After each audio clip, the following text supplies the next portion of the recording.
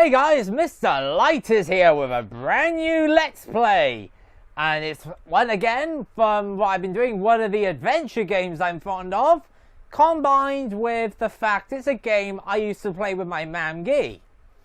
And we'll be getting to it soon. You can probably read the title, but it doesn't matter, I'll go over it as we go along. The last months of the year and the end of the millennium. The city holds many memories for me. Of cafes, of music, of love, and of death. I seriously could not hear that. I have my volume up pretty high, and I could not hear that. You guys will probably have to turn up the volume on whatever you're using to hear that.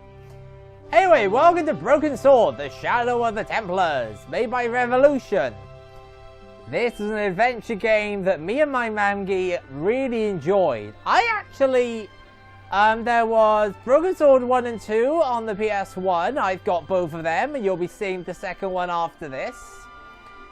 There's also Broken Sword the Sleeping Dragon on the PS2, which is the third game, but don't know if I'm going to record that one due to device issues. Broken Sword the Angel of Death, the fourth game, was a PC exclusive, and I had heard was no good because most computers it wouldn't run on.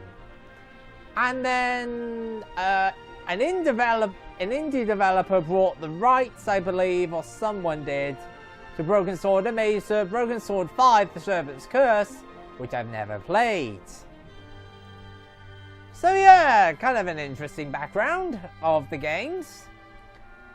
So then, as you can see, obviously by the Eiffel Tower, we are in Paris.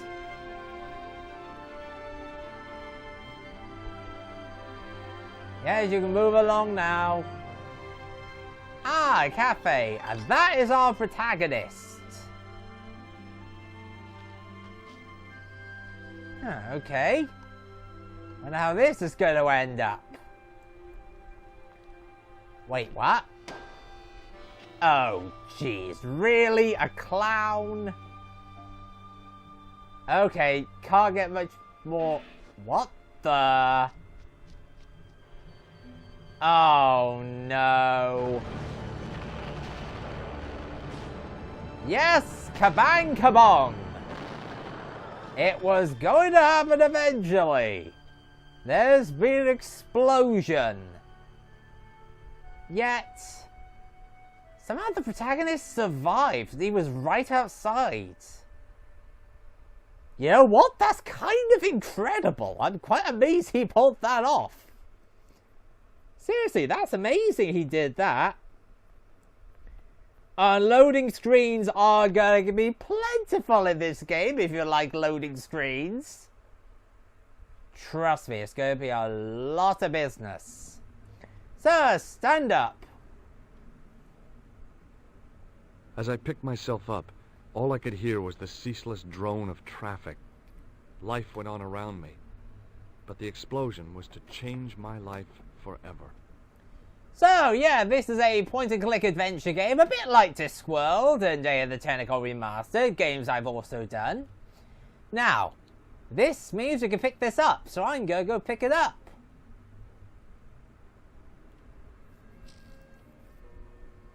The leading article referred to the visit of a Nobel Prize winner from some unpronounceable Eastern European state.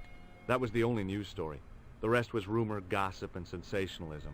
Then I noticed the writing at the foot of the page. It read Salah ad-Din, 1345. I want to remember that. Right, so what say we get out of here and see if anything's happened? Aside from a bomb going off. Because that's kind of excessive, I've got to admit.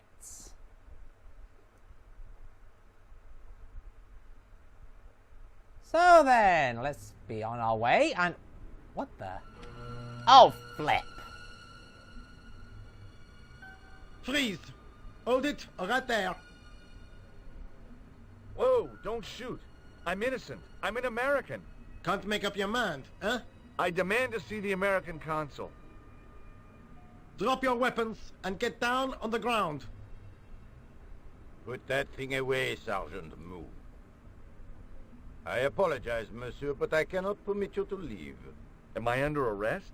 Ah, no, I would simply like to ask you some questions.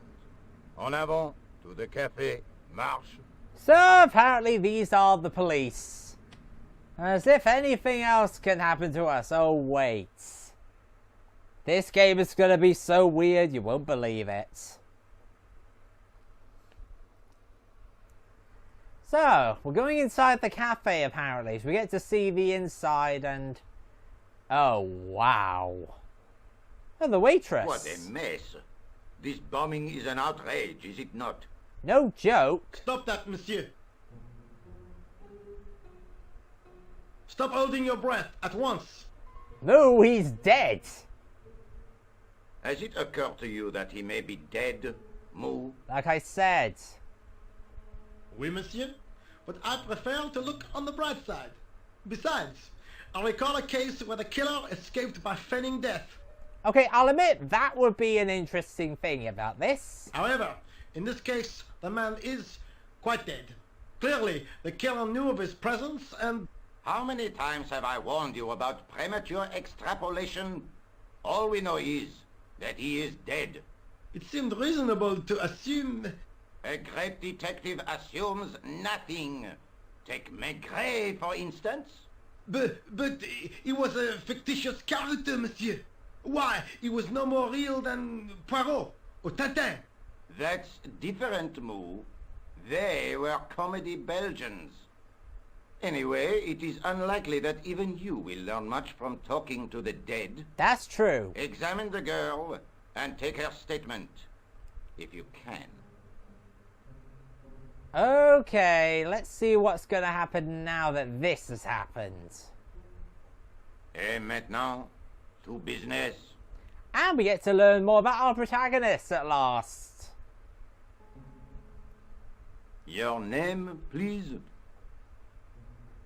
George Stobart. I'm from California. Finally got a name to the face. And what brings you to Paris, Monsieur Stobart? Travel. I'm touring Europe. You chose well. The city is most beautiful at this time of year, no? Yeah, I guess so, apart from the bomb blasts. Were you in the vicinity of the cafe at the time of the explosion? Yeah, I was sitting out on the sidewalk. I was lucky I wasn't killed. The inspector passed over my remark with no reaction. Did you see the deceased enter the cafe? Yeah, actually we did see him. Yes, I did. Was he alone? Yeah. And did he say anything to you? No. He was more interested in the waitress. Did you see anyone else in the cafe? Well, there was one other guy. Yeah, there was a guy dressed as a clown. He was carrying an accordion. An accordion? Yeah, no joke, he Bon. really is The a picture clown. is forming in my mind, and it is not a pretty one. Right, so you got some idea? Is the girl all right, Moo? She'll live. She confirms the American statement. A clown with an accordion, no doubt an elaborate and eccentric disguise. Very well. Eh bien, I have heard enough. What do you mean? I am satisfied that you know nothing. You may leave. I hope this little incident does not spoil the rest of your vacation. What about my personal safety? Can't you at least give me some advice? What can I say?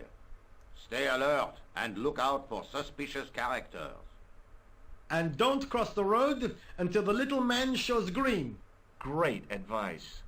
I honestly believe you are in no danger, monsieur. Should you remember anything of importance, please contact me. My card. So now we get our second item, his card. Thanks. Got the Ready, newspaper. go. You may go. Oh, jeez, why do I bother? There's not much to go on, monsieur. On the surface, no. But what lurks inside the subconscious? Come again? If the door can only be opened. Are you serious, monsieur? I thought your interest in psychic detection was purely academic. Academic? You are about to witness a scientific breakthrough.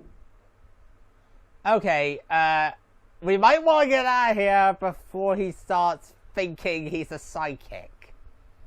That's a little weird. Anyway, we don't need to worry about that now. At least that's sorted. We didn't get suspected or anything. Oh. Well, who have we got here?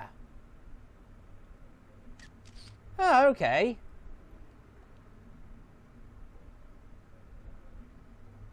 Excuse me, mademoiselle? Let's see what's going on here. Hi, my name's George Stobart. Oh, an American by the sound of it. Yeah, that's right, on holiday in Paris. Some holiday, huh? You were here when the bomb went off? Sure was. Sat right out front of the cafe. Did you notice a middle-aged man, maybe 60, with an hat and overcoat? I couldn't believe it. She hadn't even asked how I was feeling. Yeah, he went inside just before the bomb exploded. You weren't related to him, were you? Oh no, nothing like that. I am Nicole Collard from La Liberté. What's that, some kind of nightclub? No, it is a newspaper. You're a reporter? I'm a freelance photojournalist. Say, you can interview me about the bombing. You know, an eyewitness account. Minutes after the outrage that shook the whole of Paris. You know, real-life drama, human interest, that kind of stuff. I'll just stick to the facts, thank you. Did you see who planted the bomb? I know it sounds crazy, but he was dressed like a clown. Oh God, it's him again. Oh, so apparently this Nico person has some info for us that we're going to be needing. Do you know a police officer called Rosso? Rosso? Our paths have a knack of crossing. If I didn't know better, I'd say it was deliberate. Have you seen Rosso? Is he here? Well, He's inside, attempting to question a witness with his psychic powers. What? That guy is weird. Yeah. no joke if that's the case. Rosso didn't blink when I told him about the clown. It's as if he already knew. That is typical of a cold fish like Rosso. I've seen cheeseburgers with more spunk. Okay, that's a good one. You speak very good English for a French girl. Thanks. You speak very good English for an American. Oh, brother. Who's the guy you were supposed to meet? His name was Planter. I didn't know him, but he called me last night. He said he had a story which would interest me. He asked me to meet him at the cafe. I guess I'll never know what he wanted to tell me. Not unless you have Rosso's gift for psychic interrogation. Not an easy thing to get. How did Plantar get your name? Through the newspaper La Liberté. I'd written an article linking two unsolved murders. One in Italy, the other in Japan. The cases were remarkably similar. A wealthy victim, no apparent motive, and a costumed killer. Plantar said he could supply me with more information. That seems oddly familiar. Have you met the clown before? It's a long story. I have plenty of time. I don't. Why won't you tell me about this clown? Why do you want to get involved? Because he almost killed me. Isn't that reason enough? I guess so. Listen, I'll give you my phone number. Okay. So first meeting and we already get the number of the girl. You help me with my story and I'll let you in on what I know. And let's get one thing straight right now. This is strictly business. Okay, it's a deal. I have to go develop these pictures. Bientôt, monsieur. Fine, I'll, see you soon. Well, folks, yep, we just got a phone number from Nico on our first meeting. I don't know what to say about this partnership we're going to be having here. Anyway, you know what? I think that is all for this episode. I will see you guys next time on Broken Sword. See you then.